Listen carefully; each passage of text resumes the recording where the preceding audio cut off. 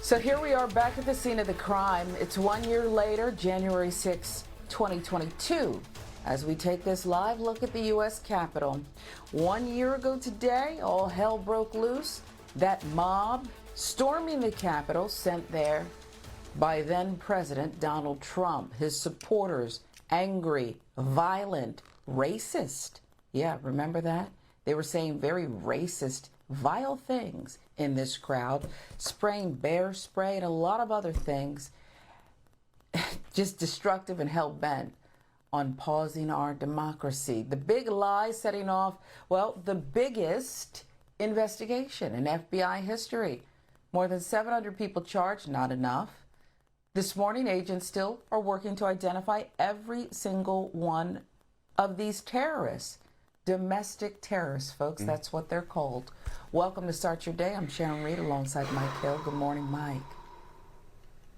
Good morning, Sharon. President Biden is going to address the nation at 9 o'clock this morning. Of course, we're going to bring it to you live. He is expected to put the blame right at the feet of the man who basically instigated all of this. And of course, we're talking about the former, twice impeached, one-term President Donald Trump. The man who a lot of people were saying, well, you can start this. Oh, these are just citizens out there and tourists, and it was peaceful. Most of them were peaceful, and this was Antifa, Black Lives Matter. Yeah, well, you know what? When you listen to what Donald Trump said when he finally got around to calling off the goons, calling off the thugs, calling off these idiots who stormed the Capitol, who started this coup, who tried to overthrow our government, he said something, it's a pronoun, that stands out. He says, we. He says, we can't allow them to win. Basically, we can't allow them to win. It's time. I love you. We love you. Let's go home. We can't allow them. So he knows that he is responsible for instigating all of this. So I'm looking forward to seeing and hearing what President Biden has to say a little bit later on today. Like I said, we're going to do that at 9 o'clock Eastern time, and we'll bring it to you live right here on BNC. Listen to him. Yeah, he's throwing his vice president under the bus right great. There. Yeah, he is. And I think it's great. And the current lawfully elected president should go after the man who sent them. But I'm so tired of those who bolstered 45. 45 is not that bright. Diabolical? Sure. Devious? Sure. But not that bright. He had a network of somewhat smarter people around him, devious people, who bolstered and supported his lies. And if you can remember correctly, I'm just looking at some of their names. Stephanie Grisham and others who resigned right after January 6th. And then most of them went back into their little, they were looking for their cheese and their little holes, and they stayed in there. And they didn't go back and, make amends for what they did. And worse yet, as you recreate and try to twist the truth, right? You want to pretend it was really something else. A lot of these people have been hired on cable outlets, and they're invited on to speak, and they get paid for that, and and none of these journalists on these other outlets hold them to account. So, but what about you? You were there until what? They stole Nancy Pelosi's lectern?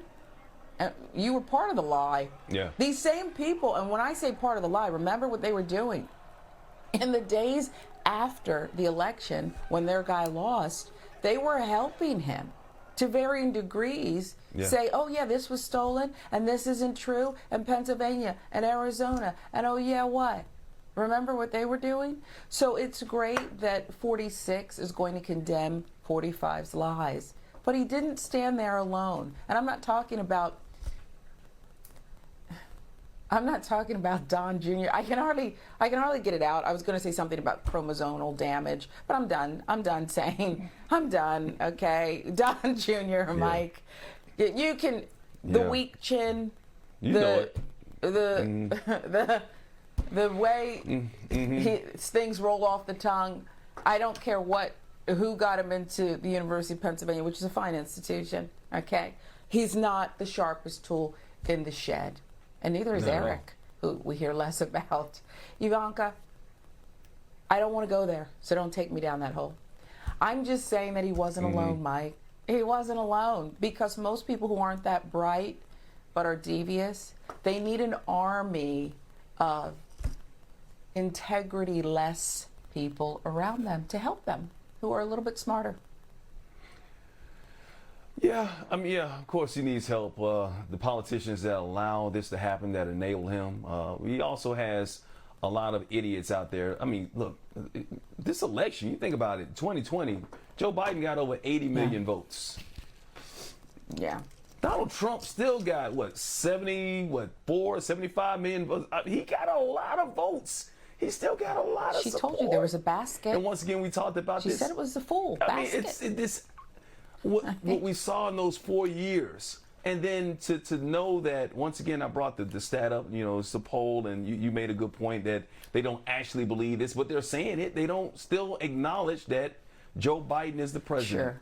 Even though that they know that it was a huge lie, they won't acknowledge it. And that lets you know the mindset of a lot of the people in the Republican Party right now, and the politicians who go along with it. They're smart people. A lot of these politicians went to the Ivy League schools and all that type of stuff, and they got their education, but they also know, okay, Harvard, what is wrong with you? yeah, no. So yeah, I mean, but they're educated, but they're smart enough to prey on the dumb. And a lot of the dumb people out there have votes, bottom line. And they know that there's enough of the basket of deplorables to keep them in power. So let's go after them. Let's go after the drudgery of our nation, the underbelly of our nation, to keep us in power and to keep us emboldened. That's what they're doing, demagogues. That's what I said. That's what Donald Trump's the biggest demagogue of them all. Well, we'll talk more about this.